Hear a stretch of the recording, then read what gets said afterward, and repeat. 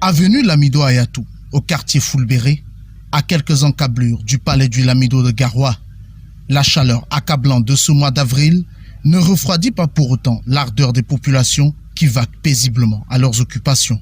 Depuis quelques jours, une question est sur toutes les lèvres. Qui sera le prochain Lamido de Garoua?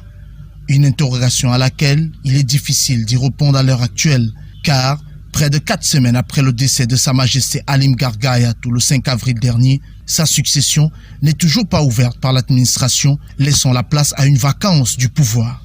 Et en attendant un retour à la normale, c'est le Wakili qui a en charge la gestion des affaires courantes du Lamida.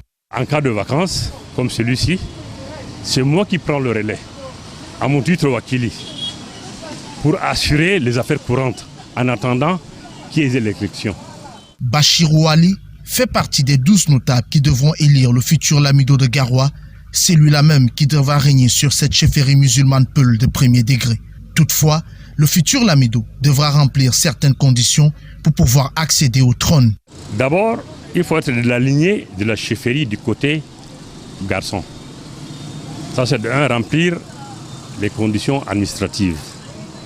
Après cela, chacun doit déposer le dossier acquis de droit.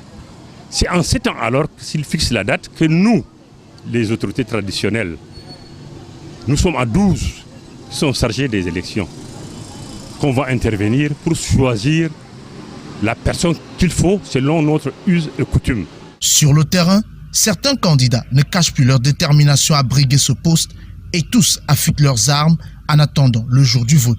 Les réseaux sociaux sont chaque jour inondés par de nouvelles candidatures, tandis que les notables sont régulièrement consultés ou plutôt courtisés par les aspirants à la couronne, même si officiellement la succession d'Halim Garga Ayatou n'est toujours pas ouverte. Ce n'est pas officiel puisque la vacance n'a pas été constatée jusqu'à présent, mais il y a quand même des gens qui manifestent leurs vœux. Et ils sont des princes aussi, ça c'est leur droit, mais pour le moment officiellement on n'en connaît personne. Mais sur le plan officieux, on en connaît des gens, tels que Issa Ayatou, tels que Abdul Karim Ibrahim Abou, tels que Karim, l'enfant du feu, Lamido Halim Garga Ayatou, paix à son âme, comme Amadou Bouba, le maire de Bardaké. On entend qu'il aspire. Porte-voix des populations, les 12 notables membres du collège électoral comptent bien s'acquitter de leurs devoirs malgré les nombreuses pressions dont ils font l'objet afin d'imposer un candidat qui, paraît-il, aurait les faveurs de l'administration. Nous demandons au gouvernement vraiment de nous laisser faire une vote librement, dans la plus haute transparence, pour ne pas jeter Garoua dans le chaos. C'est pour ça qu'il ne faut pas imposer une personne qu'on ne veut pas. Autrement dit, il risquerait de venir décevoir la tradition. C'est pour ça qu'on exige qu'il y ait l'élection transparente.